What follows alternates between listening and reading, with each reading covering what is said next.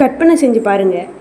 நீங்கள் ஒரு அடர்ந்த காட்டுக்குள்ளே போகிறீங்க. அங்கே ஒரு அழகான பறவை மரக்கிளையில் உட்காந்துருக்கு. நீங்கள் அதை தொடுறதுக்காக மெதுவாக கையை நீட்டுறீங்க. ஆனால் அந்த பறவை பறக்கவே இல்லை, ஏன் அசையக்கூட இல்லை. ஏனென்றால் அதுக்கு உயிர் இல்லை. அது வெறும் செத்த உடலும் இல்லை, அது நிஜமான ஒரு கல் சிலை.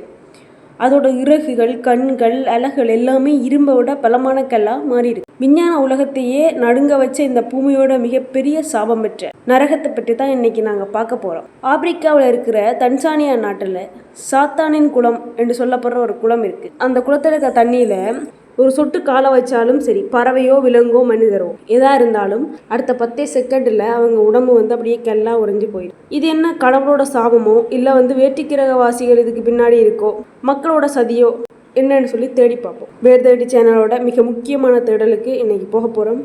வீடியோவை ஸ்கிப் பண்ணாமல் கடைசி வரைக்கும் பாருங்கள். நீங்கள் யாருமே எதிர்பார்க்காத ஒரு விசித்திரமான உண்மை இறுதியில் ஒளிந்திருக்கு. வருஷம் 2013. உலக புகழ்பெற்ற வைல்ட் லைஃப் ஃபோட்டோகிராஃபர் நிக் பிராண்ட் ஆப்பிரிக்க காடுகளில் ஃபோட்டோ எடுத்துகிட்ருக்கார். அப்போ தான் தற்செயலாக இந்த லேக் நாட்ரான் ஏரியோட கரையை அடைகிறார். தூரத்தில் இருந்து பார்க்கும்போது அந்த ஏரி செம்பருத்தி பூ அரைச்சி ஊற்றுற மாதிரி ஒரு பயங்கரமான சிவப்பு நிறத்தில் கொதிச்சுட்டு இருந்திருக்கு. அவர் சாதாரணமாக மெதுவாக ஏரியோட கரையோரமாக நடந்து போகிறார். அங்கே அவர் பார்த்த காட்சி அவரோட கைகாலை நடுங்க வச்சுட்டு.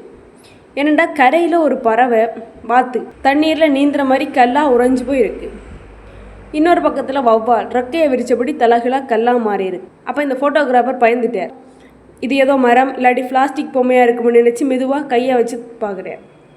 ஆனால் அது உண்மையான பறவை. அதோட உடம்புல இருக்கிற சதை எலும்பு எல்லாம் சுண்ணாம்புக்கல் மாதிரி பாறையாக மாறி போயிருக்கு. அப்போது அவர் எடுத்த அந்த புகைப்படங்கள் இன்டர்நெட்டில் வெளியாகி பெரிய லெவலில் உலகமே பயப்படுற அளவுக்கு போயிடுச்சு. இந்த ஏரி தண்ணி எப்படி மனிதர்களை பறவைகளையும் கல்லாக மாற்றுது, இது சாத்தியமே இல்லை என்று சொல்லி விஞ்ஞானிகள் எல்லாம் இந்த நரகத்தை நோக்கி வரினோம். தன்சானியாவில் அந்த ஏரிக்கு கிட்டவே ஒரு பழங்குடியினம் இருக்குது.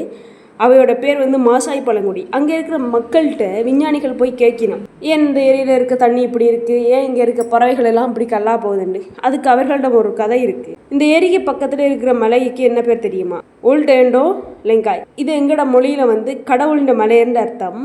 அந்த மலையில் இருக்கிற கடவுள் கோவப்பட்டு தான் இந்த ஏரியை சபிச்சிட்டார்.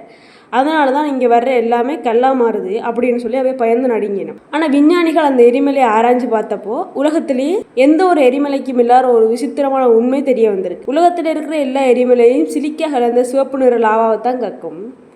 ஆனால் இந்த எரிமலை மட்டும் கருப்பு நிறத்தில் சேறு மாதிரி இருக்கிற நேட்ரோ ஹார்பிடைக்ஸ் அப்படிங்கிற லாவாவை கக்குது. இந்த எரிமலை வெடிக்கைகளை வர்ற சாம்பலும் அந்த ஆபத்தான வேதியியல் உப்புக்களும் காற்றுல கலந்து நேராக பக்கத்தில் இருக்கிற இந்த ஏரியில் விழுகுது. இதால் தான் இந்த ஏரியோட தண்ணி வீரியம் அதிகமாக இருக்குது. இன்னும் தெளிவாக சொல்லணும்டா, எங்களோட வீட்டை யூஸ் பண்ணுற ஆசிட் ப்ளீச்சிங் பவுடரை விட பல மடங்கு அதிகமாக இருக்குது. இதோட pH லெவல் கிட்டத்தட்ட 12 தொடுது. இந்த தண்ணியில் நீங்கள் ஒரு விரலை வச்சா அடுத்த 5 நிமிஷத்தில் உங்கள் தோலும் சதையும் அப்படி அதை அரிச்சு எடுத்துடும். சரி, தண்ணிக்குள்ளே கெமிக்கல் இருக்குது, அதால் பறவைகள்லாம் செத்து போகுது.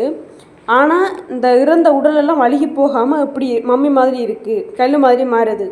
இதுக்கு பின்னால் இருக்கிற அந்த மர்மமான வரலாற்று ரகசியம் என்ன தெரியுமா? 3000 வருஷத்துக்கு முதல் எகிப்தில் வாழ்ந்த ஃபேரோ மன்னர்கள் இறந்த பிறகு அவையோட உடலை மம்மிகளாக மாற்றி பாதுகாத்து வச்சதாக நாங்கள் படிச்சிருக்கேன், கேள்விப்பட்டிருக்கேன். அந்த உடம்பெல்லாம் 1000 வருஷம் ஆனாலும் அழுகாமல் இருக்கிறதுக்கு அவை ஒரு ரகசிய உப்பை பயன்படுத்திக்கிறோம். அந்த உப்போட பேர் தான் நாட்ரான் சால்ட். ஆச்சரியம் என்னென்னு சொன்னால், அந்த நாட்ரான் சால்ட்டு தான் இந்த ஏரி தண்ணி முழுக்கவுமே கொட்டி கிடக்கு. இந்த உப்புக்கு ஒரு விசித்திரமான குணம் இருக்குது. இது உடம்புக்குள்ளே இருக்கிற மொத்த ஈரப்பதனையும் உறிஞ்சி எடுத்து தண்ணியையும் அப்படியே உறிஞ்சி எடுத்துடும். ஏரிக்குள்ளே தாகத்தோடு வர பறவைகளோட உடம்புல இருக்க தண்ணியை இந்த உப்பு மொத்தமாக உறிஞ்சுறதால அந்த உடம்புல பாக்டீரியாக்கள் வளர முடியாமல் இருக்குது. பாக்டீரியாக்கள் இல்லாட்டி உடல் அழுகாது. காலப்போக்கில் அந்த உப்புக்கள் உடம்போடு சேர்ந்து படிஞ்சு அந்த பறவைகள் ஒரு மம்மி மாதிரி மாறி பாறாங்கல்லாம் ஆகிடுது.